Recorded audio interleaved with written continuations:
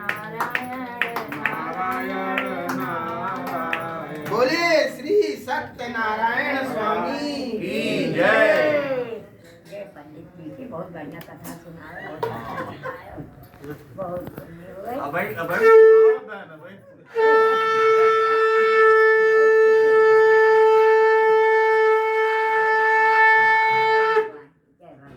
जय माता दी। जय भगवान। भगवान कहते हैं कि द्वितीय स्कंद में सुंदर काशीपुर रमणी का स्थान पर अति निर्धन गरीब ब्राह्मण सदा आनंद रहते हैं। बड़े मधुर भाव से प्रतिदिन भगवान की उपासना पूजा अर्चन करते थे और श्रद्धा युक्त होकर भगवान के चरणों में तुलसी पत्र आदि अर्पण करते थे।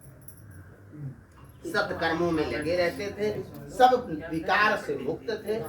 एक दिन भगवान की अनुग्रह हुई और विप्रदेव भिक्षा से प्रस्थान किए और श्री भगवान वृद्ध ब्राह्मण स्वरूप धारण कर उनके चरणों में यानी उनकी समीप आकर बड़े प्रेम से बैठे और बोले, हे विप्रदेव, आप दुखी मन से क्यों भ्रमण करते हैं? आखिर इसका क्या कारण?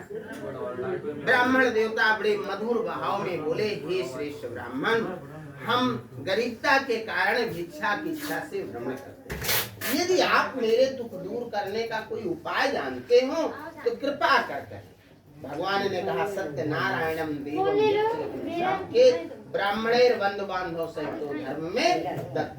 ब्राह्मण के साथ इस व्रत को करने से मनुष्य के सारे दुख दूर हो जाते। ब्राह्मण देवता सोचने लगे कि आखिर इस व्रत कथा के बड़े विधान हैं और हम कैसे करेंगे। वैसे हमारे पास तो भोजन तक का प्रबंध नहीं है।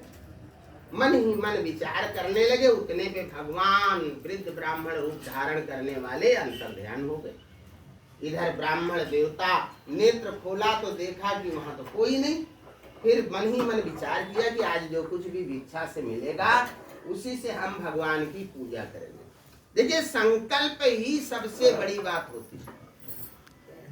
कोई भी जिस प्रकार का संकल्प लेता है वही संकल्प उसको लक्ष्य तक पहुंचा देता है। अगर कोई बच्चा है, मन में ठान लिया कि हमें ये काम करना, ये अच्छा नंबर लाना या ये कार्य इसमें प्रगति करनी है, तो अगर उसके दृढ़ संकल्प हैं तो कुछ आगे पीछे विघ्न तो आते रहते हैं, लेकिन निश्चित सफलता मिलेगी।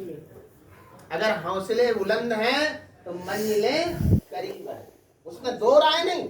लेकिन जब हमारे भाव, भगवान भी इसी को भूखे हैं कि अगर भाव अच्छा है तो भगवान तो हमारे पास है ही।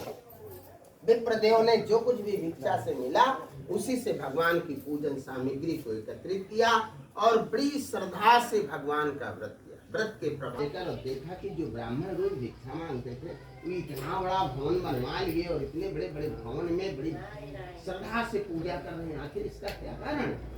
लकड़ी के बोझ को दरवाजे पर स्थापित किया और विप्रदेव के सन्मुख जा प्रणाम कर विनम्र